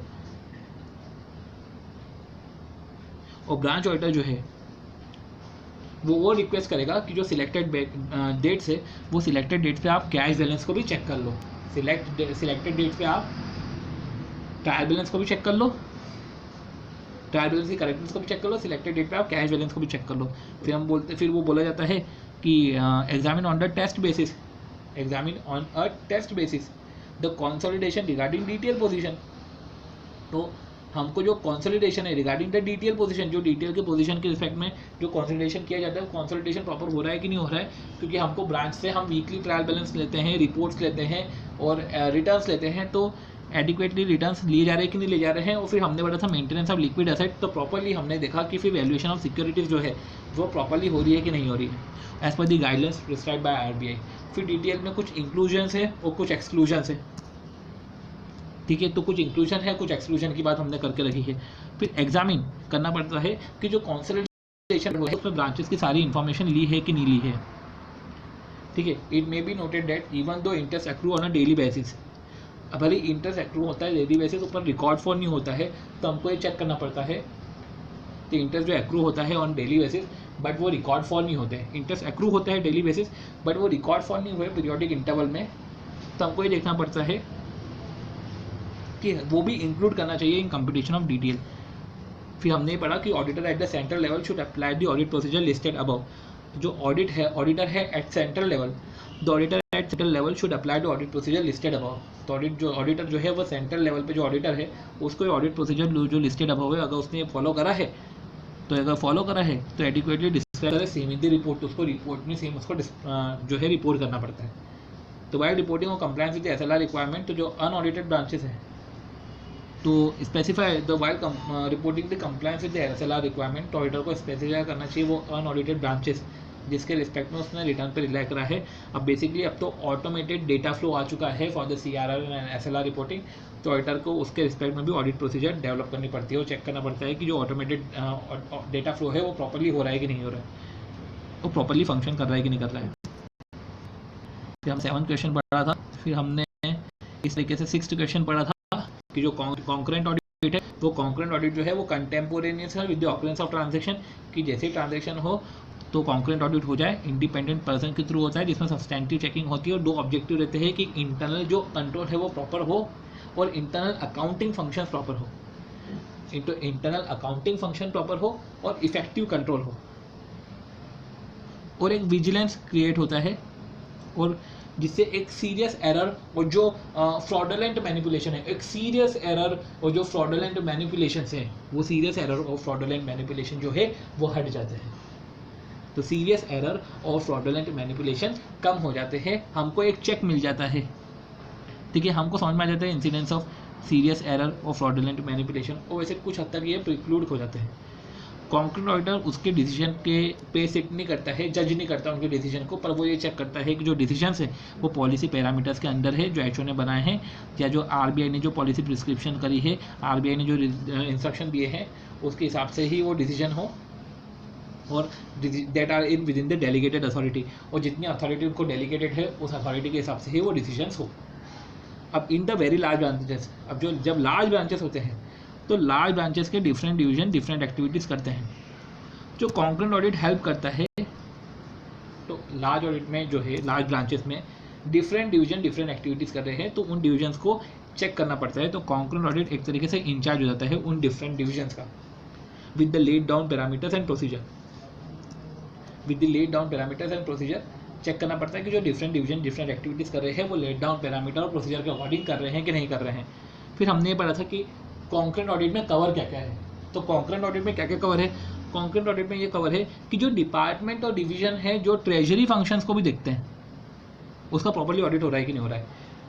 तो ट्रेजरी फंक्शन में हमने देखा इन्वेस्टमेंट फंड मैनेजमेंट, और फिर हमने देखा कि जो इन एडिशन जो है सारे ब्रांच ऑफिस अगर वो जो ट्रेजरी फंक्शन देखते हैं तो अभी ऑडिट होना चाहिए, वो सारे ब्रांचेस कवर करना चाहिए जो क्रेडिट एंड जो बैंक के total credit and risk exposure का 50% या उससे ज़्यादा कवर कर रहे हैं, तो इंडिविजुअल या एग्रीगेट ऑफ ब्रांचेस ऐसे कवर कर ले, या टोटल डिपॉजिट का 50% या उससे ज़्यादा कवर हो जाए जैसे एग्रीगेट ऑफ ब्रांचेस कवर कर ले, ठीक है। अब उसको कवर करना रहता है तो उसके लिए बैंक अपने को क्या करना पड़ता है, जब ये जो पहला parameter credit and other risk exposure को कवर करने का, तो उसमें एक डिसेंडिंग ऑर्डर बनाया जाता है। डिसेंडिंग ऑर्डर से टॉप जो है हम अबव से हम उसको सिलेक्ट करते हैं जब 50% of the credit and risk exposure खत्म हो रहे हैं या कंप्लीट हो रहे हैं, या वो पैरामीटर को जब रेस कर रहे हैं तो उतने ब्रांचेस हमने ऑडिट करने हैं। अब ये देख लेते हैं कि उतने ब्रांचेस से हमारा टोटल डिपॉजिट का कितना % कवर हो गया। फिर जो है बचे हुए जो ब्रांचेस है, हम बचे हुए ब्रांचेस को फिर डिसेंडिंग ऑर्डर ऑफ डिपॉजिट बनाते हैं और फिर हम उसको फिर उसके अकॉर्डिंग सिलेक्ट करते हैं। While complying with the above parameters, it is necessary that the exception large branches, very large और लार्ज ब्रांचेस, स्पेशल ब्रांचेस जो है जो फंक्शंस देख रही है, फाइनेंस फंक्शंस देख रही है, ट्रेजरी फंक्शंस देख रही है, लार्ज प्रॉब्लम ब्रांचेस जो भले पुअर है, जो ट्रेजरी फंड मैनेजमेंट देख रही है, जो इन्वेस्टमेंट पोर्टफोलियो हैंडल कर रही है, तो वो ऑफिसेस, वो हेड ऑफिसेस को भी कॉन्करेंट ऑडिट में लाया जाए। एक्टिविटीज़ जो है, एक्टिविटीज़ में जो मेन रोल जो होता है कॉन्करेंट ऑडिट का, तो बैंक एफर्ट को सप्लीमेंट करता है, एक इंटरनल चेक होता है ट्रांजेक्शन पे और देखता है कि कंप्लायंस ऑफ द प्रोसीजर हो रहे हैं कि नहीं हो रहे हैं। जो स्कोप है कॉन्करेंट ऑडिट का शुड बी वाइड इनफ, जो स्कोप ऑफ कॉन्करेंट ऑडिट है should be wide enough to cover certain fraud areas. जो स्कोप है कॉन्करेंट ऑडिट का वो वाइड इनफ होना चाहिए, उसमें सर्टेन फ्रॉड एरियाज को कवर करना चाहिए, like handling of cash deposit. तो उसमें जो कॉन्करेंट ऑडिट के स्कोप में सारे फ्रॉड एरियाज कवर होना चाहिए। और हमने पढ़ा था कि बैंक के एफर्ट को सप्लीमेंट करता है, साइमल्टेनियसली इंटरनल चेक होता है of the transaction and other verification and compliance with the procedure laid down. और बाकायदा फ्रॉड प्रोन एरियाज को भी कवर करना है और balance sheet item, clearing differences, foreign exchange business, nostro account, इन सबको कवर करना है। फिर हमने पढ़ा था कि detailed scope of the concurrent audit should be clearly and uniformly determined for the bank as a whole. तो जो डिटेल स्कोप है कॉन्करेंट ऑडिट का उसको क्लियरली एंड यूनिफॉर्मली डिटरमाइन करना है for bank as a whole. तो जो detailed scope है डॉक्यूमेंट का, डिटेल्ड स्कोप है उसको bank as a whole determine करना है। अब बैंक एज अ होल जब डिटेल स्कोप डिटरमाइन करते हैं तो बैंक इंस्पेक्टर जो ऑडिट डिपार्टमेंट है, in consultation with the bank audit committee board जो है, उसके हिसाब से उनके कंसल्टेशन के साथ हम उसे डिसाइड करते हैं जो detail scope of concurrent audit है। और जो हाई रिस्क ट्रांजेक्शन है और लार्ज जो हाई रिस्क ट्रांजेक्शन है उसको कवर किया जाता है, उसको इंपॉर्टेंस दी जाती है, वो कि चेक करे हाई रिस्क ट्रांजेक्शन जिसका लार्ज फाइनेंशियल इम्प्लीकेशन है रादर देन जिनका स्मॉल अमाउंट है। और जो है बाकायदा स्कोप ऑफ कॉन्करेंट ऑडिट है, ये अकाउंटिंग जो ऑडिट कमेटी ऑफ बोर्ड है इसके थ्रू ये अप्रूव्ड होता है।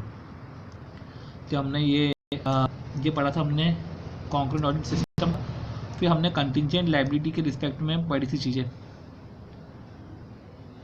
और इस तरीके से फिर हमारा जो है बैंक ऑडिट का ये वाला पोर्शन ओवर होता है। So thank you. एंड 1 घंटे 22 मिनट हो चुके हैं, ये 5 क्वेश्चन और कवर हो गए हैं, बहुत आराम से करा गया है। आपको इंटू 2 करना तो इंटू 2 कर लीजिएगा, पर मुझे लग रहा है कि एक बार मुझे इसको ऐसे बताना पड़ेगा, जो कमेंट आएंगे फिर मैं उसके हिसाब से वीडियो बनाऊंगा। अदरवाइज़ जब हमारा पूरा बैंक ऑडिट हो जाएगा तो बैंक ऑडिट के बाद एक सुपर समरी मैं इसकी बना दूंगा 24 क्वेश्चन की। बट एटलीस्ट अभी फ़िलहाल मुझे ये 5-5 क्वेश्चन करके करना पड़ेगा, अनलेस एंड अनटिल कुछ अगर कमेंट मेरे को नहीं आते हो तब तक तो मैं ऐसे ही करूँगा, ठीक है। तो थैंक यू सपोर्ट के लिए, और डू लाइक, और अगर कभी आपको नहीं पसंद आया तो डिसलाइक कर देना, कोई दिक्कत नहीं है, बट एटलीस्ट कमेंट कर देना, क्योंकि कमेंट से इंटरेक्शन क्रिएट होता है और समझ में आता है कि बेसिकली लोग क्या चाहते हैं। तो कुछ चीज़ें हमको ऐसे नहीं समझ सकते, वो क्या है कि अनलेस एंड अनटिल कोई सामने आके बोले नहीं तब तक वो समझ में भी नहीं आता। तो काइंडली आप इंटरैक्टिव होइएगा और कमेंट कीजिएगा जिससे मुझे समझ में आए। सो थैंक यू सपोर्ट करने के लिए, एंड ठीक है, मिलते हैं नेक्स्ट वीडियो में।